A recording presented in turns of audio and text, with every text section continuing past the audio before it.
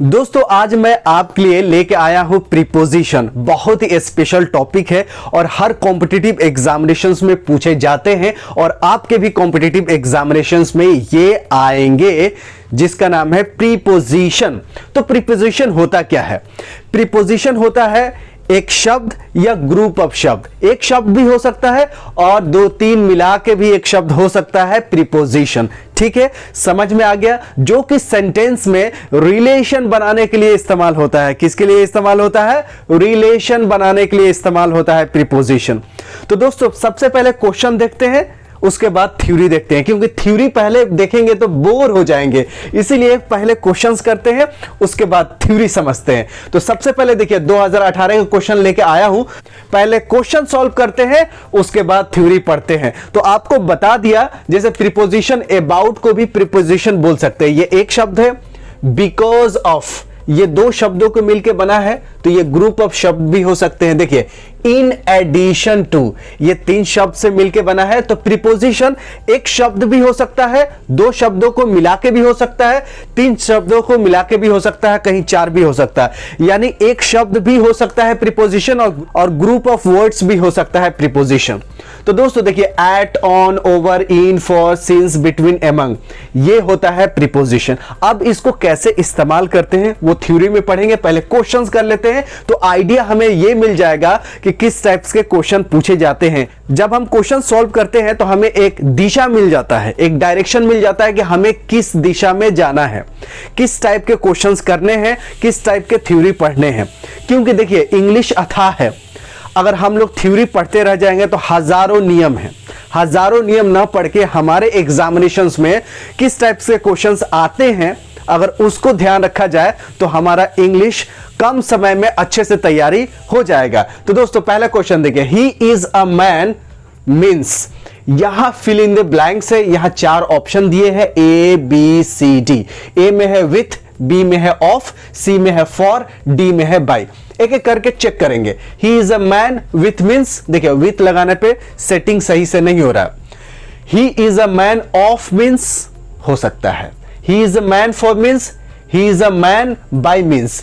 तो यहां पे सबसे बेस्ट जो ऑप्शन आ रहा है वो आ रहा है B, he is a man of means. अब दोस्तों यहां पे शब्द आएगा he is a man of means, ठीक है, तो B is a correct answer. तो मैन ऑफ मीन्स क्या होता है? एक फ्रेज होता है। क्या होता है? एक फ्रेज होता है। देखिए अगर फ्रेज याद रहता तो ये क्वेश्चन बन जाता। अगर प्रीपोजिशन का थ्योरी नहीं भी पता है, अगर फ्रेज याद रहता तो बन जाता। तो इंग्लिश में भी एक दूसरे का रिलेशन है, यानी हर एक टॉपिक इंपॉर्टेंट होता है। अगर आप इंग्लिश सही से समझते हैं तो आपको कोई भी ग्रामेटिकल पोर्शन में दिक्कतें नहीं आती है। तो हमें याद यहां ये करना है कि यहां कौन सा शब्द इसमें रखे कि फिट बैठेगा। तो ऑफ रखेंगे तो इसमें फिट बैठेगा। तो मैन ऑफ मीन्स मतलब होता है रिच मैन। क्या होता है? रिच, अमीर आदमी, रिच मैन। अब मान लीजिए कहें कि Salman Khan is a man of means, मतलब वो रिच आदमी है, अमीर आदमी है। दूसरा क्वेश्चन देखते हैं, फटाफट क्वेश्चन करते हैं, देर नहीं लगाते, फटाफट क्वेश्चन करेंगे एकदम एनर्जी के साथ। I wish to join Jamia school with good, for good, into good, by good. मतलब इसमें ए बी सी डी दिया गया है, कौन सा वर्ड यहां पे रखेंगे तो सुटेबल होगा। I wish to join Jamia school for good, अच्छे के लिए, फॉर गुड, तो यहां फॉर इज अ बेस्ट, यहां सुटेबल है। तो दूसरा का भाई बी आंसर हुआ। ही डिड इट ग्रेटिट्यूड, देखिए ग्रेटिट्यूड के पहले हमेशा विथ आता है, ये तो याद आपको रखनी है। याद रखिए ग्रेटिट्यूड के पहले विथ आता है। इसके बाद क्या होता है वो थ्योरी में समझेंगे। ग्रेटिट्यूड के बाद क्या विथ आएगा? नहीं, हमेशा ग्रेटिट्यूड के पहले विथ आता है, बाद में कुछ और आता है, वो बाद में पढ़ेंगे। तो यहां पे with is a correct answer, ठीक है। तो तीसरा का बी। चौथा देखिए, I agree your proposal, I agree with your proposal, for proposal, by proposal, to proposal. तो यहां पे भी विथ आएगा। देखिए विथ योर प्रपोजल, मैं सहमत हूं आपके प्रपोजल से। तो चौथा के a is a correct answer. पांचवा देखिए, distribute these sweets Raj and माज and also distribute these toffees dash the student of class 10। यहां पे देखिए दो फिल इन द ब्लैंक्स है, दोनों जगह कहीं between, among, among between, among among, between between. तो देखिए दो के बीच में है तो हमेशा यहां बिटवीन आएगा। क्या आएगा? बिटवीन। थ्योरी में पढ़ेंगे कि कहां बिटवीन आएगा, कहां एमंग आएगा। Also distribute this toffees students of class. देखिए स्टूडेंट्स यहां ग्रुप्स है तो यहां आएगा एमंग। क्या आएगा? एमंग। तो यहां एमंग आएगा, यहां बिटवीन, तो पहले बिटवीन एमंग, तो पांचवा के a is a correct answer. 2018 के क्वेश्चन था, बहुत ही आसान क्वेश्चन था, लेकिन इसका थ्योरी समझना बहुत जरूरी है, तभी आपको यह समझ में आएगा। देखिए शब्द है एट, बहुत सारे प्रीपोजिशंस है, लेकिन कुछ इंपॉर्टेंट प्रीपोजिशंस को पढ़ेंगे। और ज्यादातर जो क्वेश्चंस पेपर आते हैं, अगर इसके 10 साल हमें सॉल्यूशन मिल जाए या खुद हम करें तो हमें इंग्लिश का पूरा आइडिया हो जाएगा कि इंग्लिश में किस टाइप के क्वेश्चन आ सकते हैं। और अगर जितने आए हुए 10 साल का हमने प्रैक्टिस कर लिया, इसके मतलब उतने ही शब्द फिर आगे भी आएंगे। ये ज्यादातर देखा गया है और 99% आपकी तैयारी सही हो जाएगी। दोस्तों एट कहां इस्तेमाल करेंगे? एट टाइम के रेफरेंस में कर सकते हैं और प्लेस के लिए भी कर सकते हैं। जैसे मैं रेलवे स्टेशन के पास रहता हूं तो I live at railway station. यहां ओखला भी हो सकता है कि I live at Okhla, I live at फला जगह। ठीक है, जगह के नाम के पहले भी एट लगता है। जैसे घर, जैसे जिसका गांव है तो लिखता है कि एट मोहम्मदपुर, एट रामपुर। तो एट, एटी, एट जगह से पहले इस्तेमाल किए जाते हैं। और एट टाइम से पहले भी किए जाते हैं। जैसे आई रीच दिल्ली, मैं दिल्ली पहुंचा 9 बजे, तो I reach Delhi eight 9 o'clock। तो समय के पहले भी लग सकता है और जगह के पहले भी लग सकता है। समय से पहले भी लग सकता है और जगह से पहले भी लग सकता है। तो आपको पता चल गया कि जहां समय होगा उससे पहले भी आ सकता है, जहां जगह है उससे पहले भी आ सकता है। अब देखते हैं ऑन। देखिए ऑन जनरल समय के लिए, जनरल टाइम के लिए इस्तेमाल होता है। ये टच ऑफ द सरफेस। जैसे I will meet on Monday, मैं मंडे को मिलूंगा, तो जनरल टाइम के लिए। अब यहां भी टाइम था, यहां भी टाइम था, तो यहां टाइम स्पेसिफिक है कि 9 बजे, मैं 9 बजे पहुंचा। यहां जो टाइम है ये है जनरल टाइम कि मंडे को, ये जनरल टाइम है। लेकिन मंडे को किस समय, ये पार्टिकुलर टाइम नहीं है, इसलिए ऑन कहां इस्तेमाल होगा? जनरल टाइमिंग के लिए। टच ऑफ द सरफेस के लिए भी इस्तेमाल होगा। जैसे कि the book is on the table, on the table, on the bed, on the floor. ठीक है, ये टच ऑफ द सरफेस के लिए ऑन यूज होगा। वहीं ओवर की बात करें तो ओवर भी ऊपर के लिए इस्तेमाल होता है, ऑन भी ऊपर के लिए इस्तेमाल होता है, लेकिन ओवर में कांटेक्ट नहीं होना चाहिए। जैसे without contact, fan running over my head.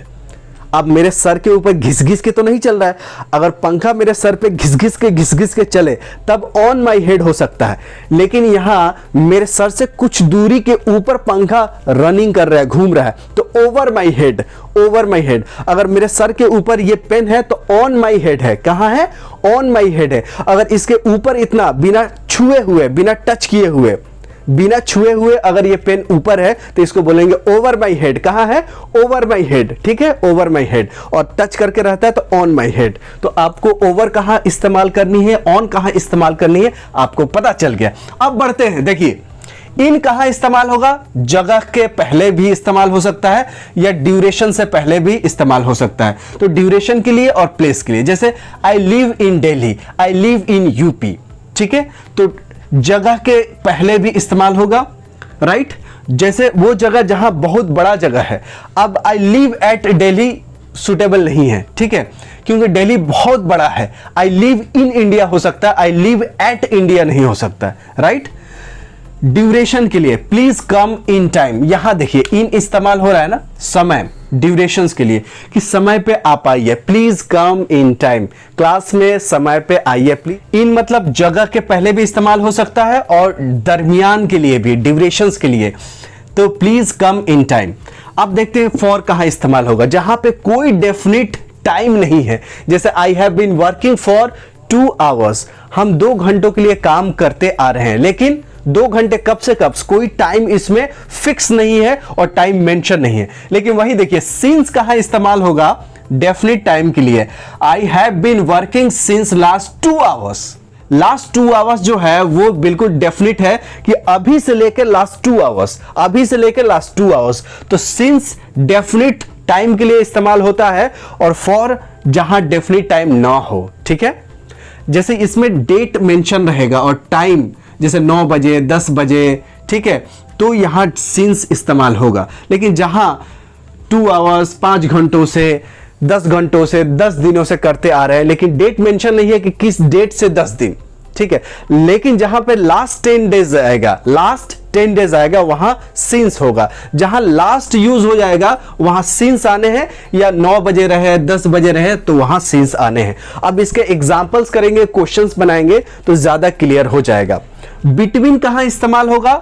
जहां डिस्टिंक्ट इंडिविजुअल्स हो। जैसे मैं, अगर मुझे 11th क्लास में हो जाए या 9th क्लास में हो जाए, 6th क्लास में हो जाए, तो जामिया में भी 6 क्लास है, एमयू में भी है और बीएचयू में भी है, तो मैं बिटवीन डिसाइड कर सकता हूं। देखिए 2 से अधिक है, लेकिन बहुत ज्यादा लोग सिंपल बता देते हैं कि 2 से अधिक होगा तो एमंग होगा और 2 होगा तो बिटवीन होगा। यह गलत हो जाता है।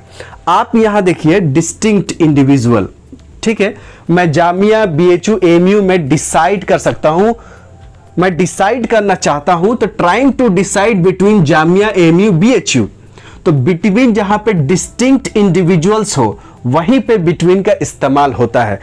जहां पे 2 या 2 से अधिक भी हो सकते हैं, उन डिस्टिंक्ट इंडिविजुअल्स के बीच में डिसाइड करने के लिए बिटवीन का इस्तेमाल होता है। लेकिन बहुत लोग ये बताते हैं कि 2 हो तो बिटवीन यूज कीजिए, 2 से अधिक हो तो एमंग। ऐसा नहीं है। ग्रुप्स जहां हो, जहां ग्रुप्स हो वहां एमंग इस्तेमाल होगा। जैसे कि यहां पे देखिएगा ये जो क्वेश्चन था कि toffee among the students of class 10th। अब क्लास 10th के जो स्टूडेंट्स है वो ग्रुप्स में है, इसलिए यहां पे एमंग इस्तेमाल हुआ। अब ये स्वीट को डिस्ट्रीब्यूट करना था राज और माज में, बिल्कुल ये इंडिविजुअल है। अब यहां ये भी हो सकता है, यहां ये भी हो सकता है कि एक और नाम हो, जैसे कि आप नाम हो सकता है समीर। क्या नाम हो सकता है? समीर। तो भी यहां बिटवीन ही यूज होता। राज, माज एंड समीर के बिटवीन में स्वीट्स को डिस्ट्रीब्यूट करना है, क्योंकि एक एक ये इंडिविजुअल है, ये ग्रुप नहीं है। तो अगर 2 से अधिक भी नाम हो जाता तो भी यहां बिटवीन ही यूज होता। और एमंग जहां ग्रुप्स हो, जैसे क्लास 10th हो गया, या बॉयज में, गर्ल्स में, या गांव के लोगों में, तो जहां ग्रुप का बोध हो, जहां ग्रुप का एक्सप्रेशन हो वहां एमंग इस्तेमाल होगा। और जहां पे इंडिविजुअल, डिस्टिंक्ट इंडिविजुअल का बोध हो, एक्सप्रेशन हो, तब वहां पे बिटवीन इस्तेमाल होगा। 2 नाम था, 3 भी हो जाए, 4 भी हो जाए, 5 भी हो जाए, अगर नाम ही रहे तो भी बिटवीन ही आएगा। ऐसे हम एक एक शब्द, एक एक प्रीपोजिशंस के बारे में डिटेल पढ़ेंगे। उससे ज्यादा इंपॉर्टेंट है कि किस टाइप्स के क्वेश्चंस आए हैं। अगर 10 साल के हम क्वेश्चंस पेपर सॉल्व कर लेते हैं तो आपको पूरा क्लियर हो जाएगा और एंट्रेंस एग्जामिनेशंस में 99% आप सफल हो जाएंगे। ठीक है, तो मुझे उम्मीद है कि प्रीपोजिशंस के बारे में पता चला होगा कि प्रीपोजिशंस होता क्या है और प्रीपोजिशंस का कैसे इस्तेमाल किया जाता है, किस टाइप्स के क्वेश्चंस आते हैं, पूरा आपको पता चल गया होगा। तो एंट्रेंस एग्जामिनेशंस में बिल्कुल छक्का मारना है, बिल्कुल अच्छे नंबर लाना है। और इसका टेस्ट भी लूंगा, तो टेस्ट का भी प्रिपरेशंस आपको करते रहना है। आपके पास नोट्स होंगे, बुक्स होंगे, उसको भी रेफर करना है। लेकिन ज्यादातर जो क्वेश्चंस पेपर पिछले साल के आए हुए हैं, जो हम लोग करवा ही रहे हैं, तो उसको ज्यादा ध्यान देने की जरूरत है। तो मिलते हैं फिर अगली वीडियो में, तब तक you take good care of yourself. जय हिंद।